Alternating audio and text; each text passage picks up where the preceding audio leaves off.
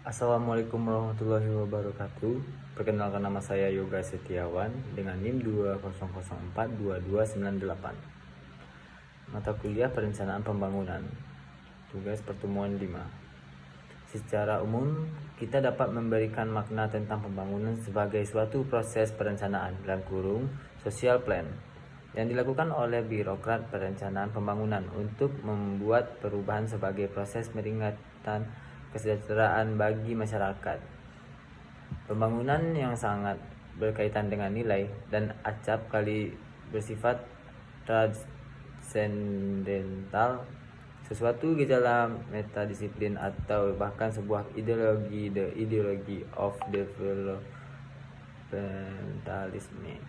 Oleh karenanya, para perumus kebijakan perencanaan pembangunan serta para pakar selalu dihadapkan nilai value choice, mulai pada pilihan epistemologi ontologi sebagai kerangka filosofinya, sampai pada derivasinya pada tingkat strategi, program atau proyek. Mengukur pembangunan dapat dilihat dari berbagai indikator utama, yakni kekayaan rata-rata pemerataan, kualitas kehidupan, indeks pembangunan manusia (Human Development Index), dan kerusakan lingkungan. Potret kebijakan pembangunan nasional dapat dilihat dari analisis konsep pembangunan dari 3 periode situasi nasional, yakni pada era Orde Lama, Orde Baru, dan era Reformasi. Kebijakan Orde Lama dimulai pada tahun 1947 yang mulai merencanakan pembangunan di Indonesia dengan lahirnya Panitia Pemikir Siasat Ekonomi.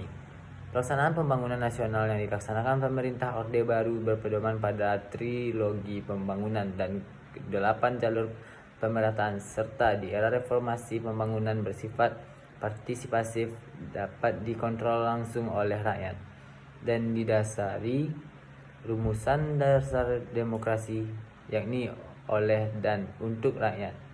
Tantangan pembangunan Indonesia paling pokok terjadi pada persoalan kemiskinan, pembangunan kelautan, pendekatan ekosistem dalam otonomi daerah, serta pembangunan lingkungan dan globalisasi.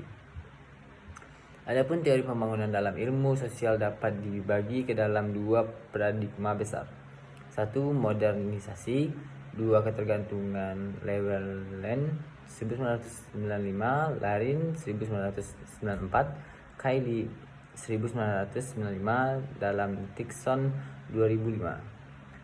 Paradigma modernisasi mencakup teori makro tentang pertumbuhan ekonomi dan perubahan sosial dan teori-teori mikro tentang nilai-nilai individu yang menunjang proses perubahan. Paradigma tergantung mencakup teori-teori kebelakangan (underdevelopment), ketergantungan (dependent development), dan sistem dunia (world system theory). Sesuai dengan klasifikasi Laran (1994), teori ketergantungan membantah tesis Marx yang menyatakan bahwa kapitalisme akan menjadi cara produksi tunggal dan menciptakan proses maupun struktur masyarakat yang sama di semua negara yang ada di dunia ini. Korban imperialisme tidak sama dengan perkembangan kapitalisme dari negara-negara imperialisme yang menyentuhnya.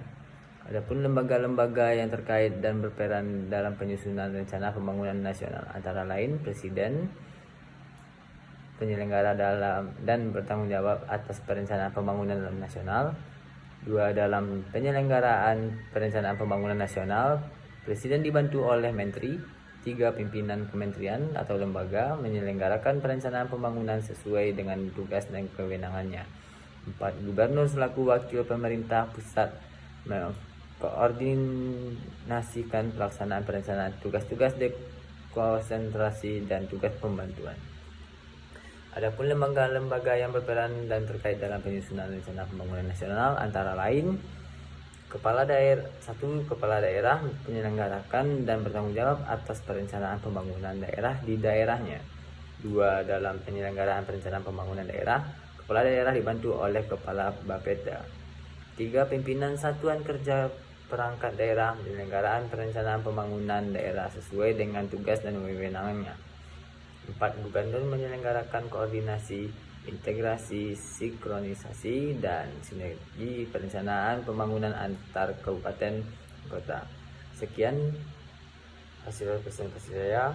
Apabila ada salah yang saya mohon maaf. Wabillahi taufiq wal hidayah. Wassalamualaikum warahmatullahi wabarakatuh.